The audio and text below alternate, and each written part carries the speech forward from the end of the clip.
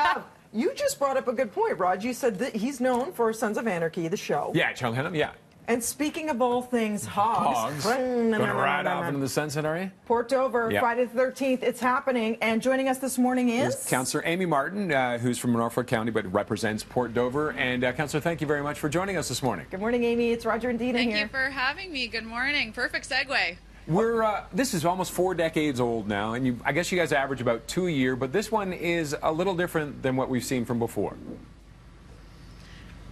Yes and no. It's still an on-season event for us, so we're expecting a full house. We've made a couple changes to some of our parking and traffic arrangements and vendor arrangements, but it's great. We're just bringing everybody together and really condensing them in the middle of town, so it's going to be a great day. The fact that it's happening in September is so ideal, I know, for anybody who loves to ride.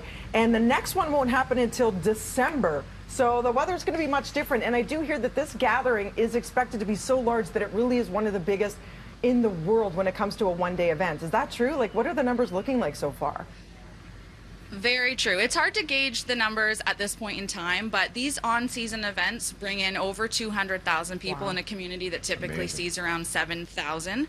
So you can only imagine the energy and the vibe in town leading up and a few days after. But those diehards, they still roll in the winter. They're committed to coming and saying that they came, getting their T-shirt and whatnot. So it's a great event, and we are known, yeah, that's right. Everyone knows Port Dover for Friday the 13th. And what are some of the changes you brought in for this one? They've closed off a bit of Main Street, made it a pedestrian fair kind of thing? Yep, we've just rearranged some of our vendors. They're typically in Powell Park and scattered throughout the town down by the water and whatnot. We have parking down by the pier now.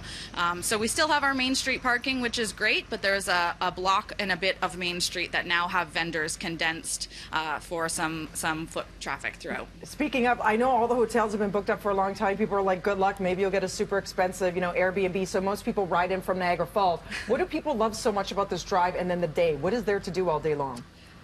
Oh, such a great point. And we were just chatting about this with the mayor and our communications team. It's great because you can drive straight through across our entire county.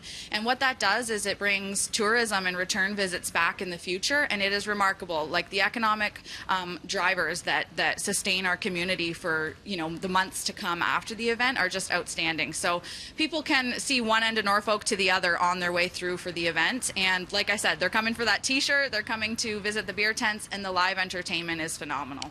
It is amazing. I mean, because at times you'll have 50, was it 100,000 at one point? And yet you embrace it still. You love having the people here. Oh, absolutely. I mean, the big concern is public safety, but this event is so organic, grassroots, created by the people who live in this community.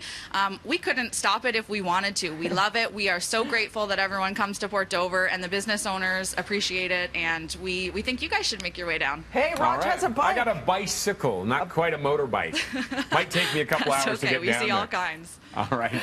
Councillor, thank you very Ride much for safe. joining us. Love to all in Port Dover. Thank you so much, Amy. Thank you. Have a great day.